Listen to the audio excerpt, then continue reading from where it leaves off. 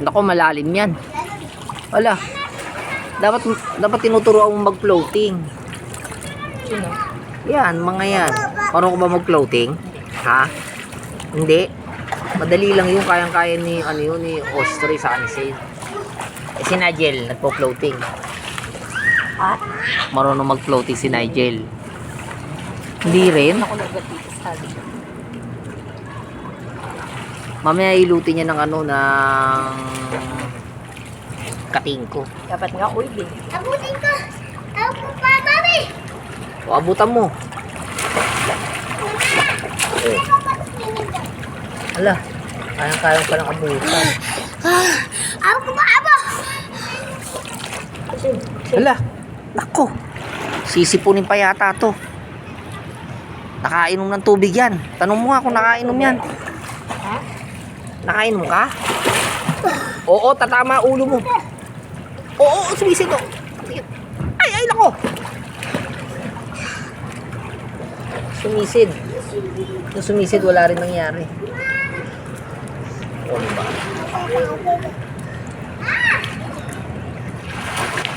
Tutu. Mama. Ala. Nako, mukhang uulan na. Ilan ba? Pero hindi, mukhang naman di uulan. Oo, uulan, pero hindi uulan. Ay, kung uulan, pasaran naman kayo. Pwede na rin. O ano, uulan yan. Ayun.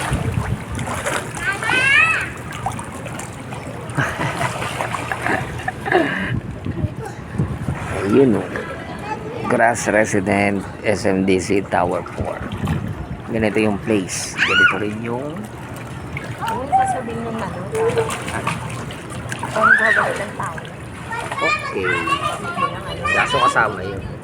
Sabi na ila sa resident. O, diba? Ala! Ako! Uy! Ginagawa mo dyan? Ako! Paano ka dyan? Daan-daan lang, Sane.